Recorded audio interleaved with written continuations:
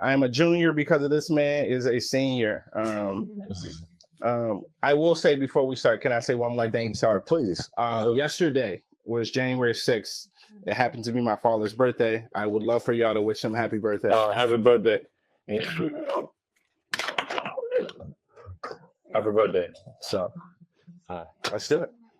Once again, thank you all for coming. So my name is DJ Johnson. I am the owner of Baldwin Co.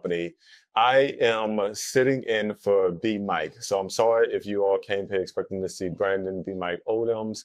He is unfortunately fell under the weather and unable to make it today. So I'm sitting in for the amazing B. Mike. So thank you all for being here. Wanted to just give one more round of applause for Irvin. Thank you. This is his pub day for this amazing book. Yes. I'll take a few minutes. I know you all are familiar with Irvin, but I'll take a few minutes just to quickly read his bio. So I'm sorry, excuse me for a quick read, but I just think it's important to highlight some of his major accomplishments. Of course, New Orleans born, Brooklyn-based writer now. His writing has been featured in The Atlantic and Ebony, and many other places. He has an MFA from the New School, and an MA from Morgan State University, and a BA from Morehouse College.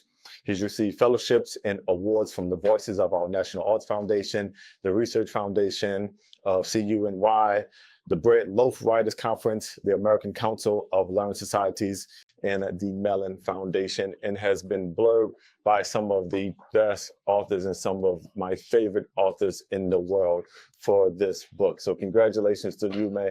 Thank you for coming to Baldwin Company on Pub Day. It's an honor and a pleasure to have you at Baldwin Company. Thank you, brother. Appreciate it. Surely. So I'll just dive right into it. I always like to ask questions about the title, because I think the title it sets that tone in terms of what the viewer, what the reader, what is going to make that first impression. They always say, you never get a second chance to make a first impression. So this is your first impression. One, I love the cover. If you can kind of walk me through the cover detail, the title, In Open Contempt, Confronting White Supremacy in Art and Public Spaces, and what were some of the origins around the idea of writing this book? Great questions. All right, we'll go to the title, we'll go to the cover, and we'll talk about some origins. So the cover, I'll start there, was a day that was really incredible when this artist said yes. So this is Titus Kaphar, and he's an incredible artist. This painting itself has resold for like 7-8 figures. So this is like a huge, really, really important artist. And the reason why I wanted this one is because the actual setting of this painting is Monticello, right? So that's Thomas Jefferson's plantation home, right? And so the actual figure is anonymous person, but the actual figure itself comes from a Thomas Jefferson portrait. So this is technically Thomas Jefferson, but someone else in its place. And this someone else, Titus Kaphar, imagined was the people that he enslaved. And so that's why his face is, I guess, anonymous. If you see it in person, it's really beautiful in terms of like it's black tar and it's grooved. And each one of the people that he enslaved is represented in this painting. And Titus Kaphar called it a visual reparation. And so he said he wanted to create this image of a person that was enslaved by Thomas Jefferson with all the wealth that Jefferson had that they didn't have. And so that's why you can see that he's dressed regally, incredible attire, and he looks like a man of his time, a wealthy man, but clearly we know that he wasn't. And so the title of this painting is called Page 4 of Thomas Jefferson's farm book. And that's where he listed all the people he enslaved. And Thomas Jefferson, if you didn't know, actually enslaved the most, he's the president who enslaved the most humans of them all. So he was really superb in that regard. So anyway, so that was the idea of the painting, but the title comes from an experience that I had in Paris. So I was in Paris with my wife, and she wasn't my wife then. We were madly in love. We still kind of are. Mostly most days we're madly in love, but we were in the throes of like falling in love, and it was a beautiful morning. We were really excited, And we were walking to the Louvre, and she goes in this pharmacy to get some allergy meds.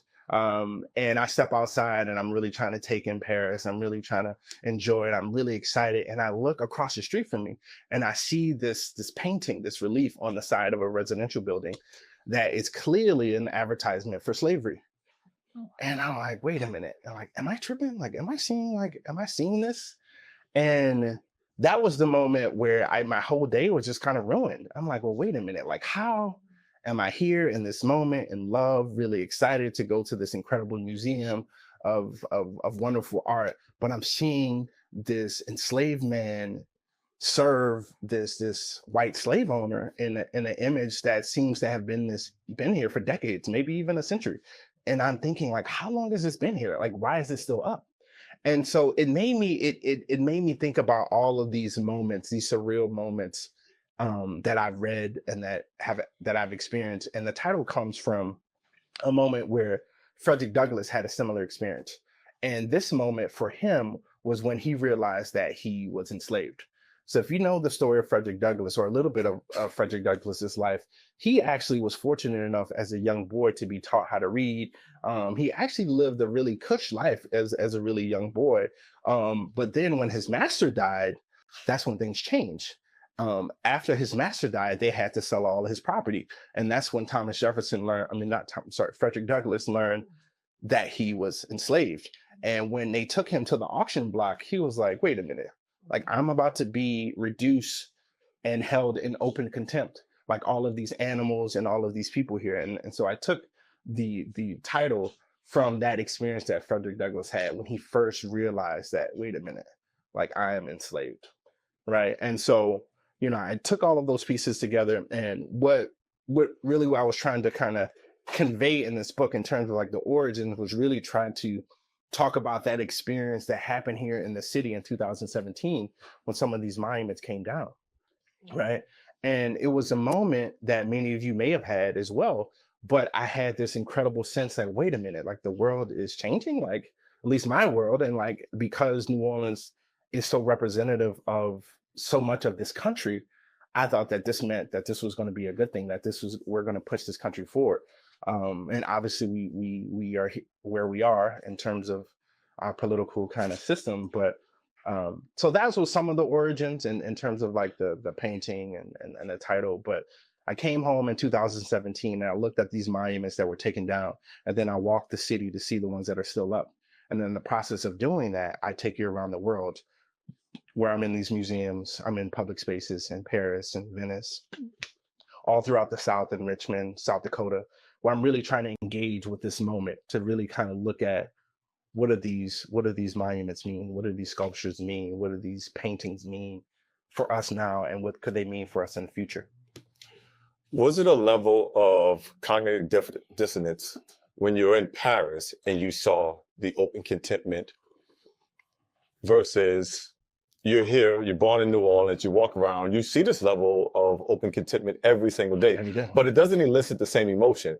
But yet you go to Paris and you see the same level of open contentment, and now your entire day.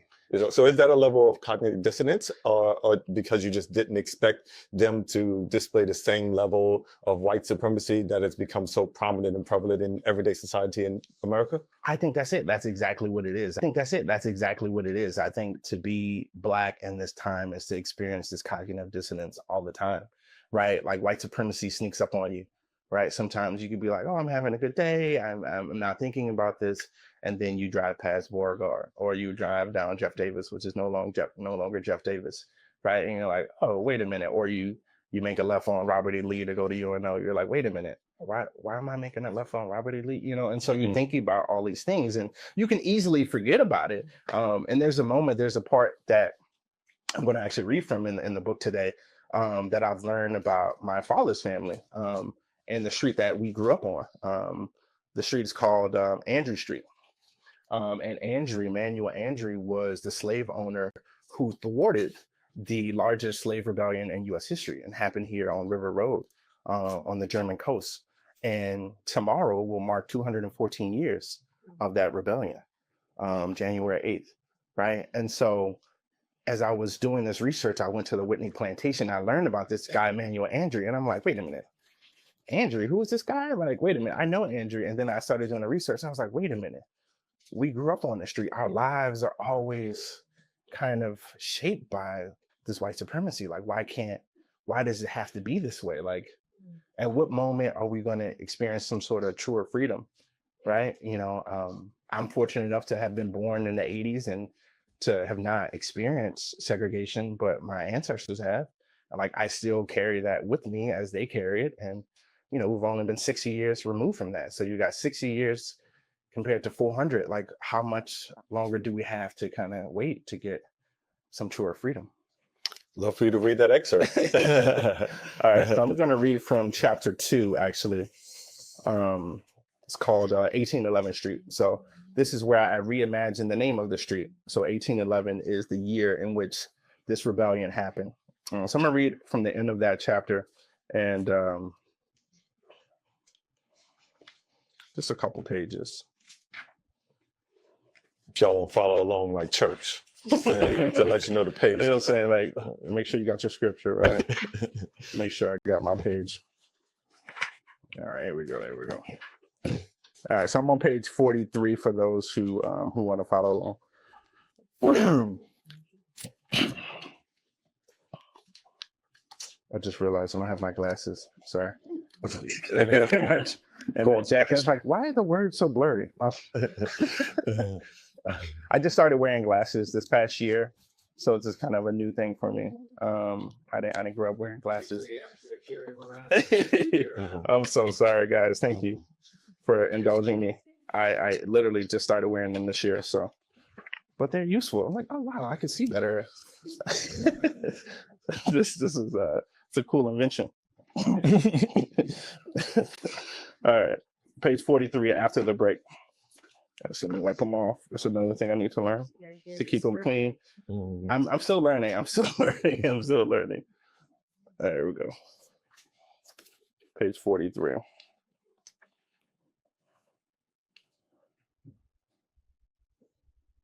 Here we go. Street names in New Orleans were officially labeled in 1721 and were confined to the French Quarter. Each honored the royal court, their families, and their baptismal names. As the city expanded, wealthy slave owners established faubourgs around the quarter, what we will call suburbs today, and they chose to name them as they saw fit. When the Americans came, so did the street names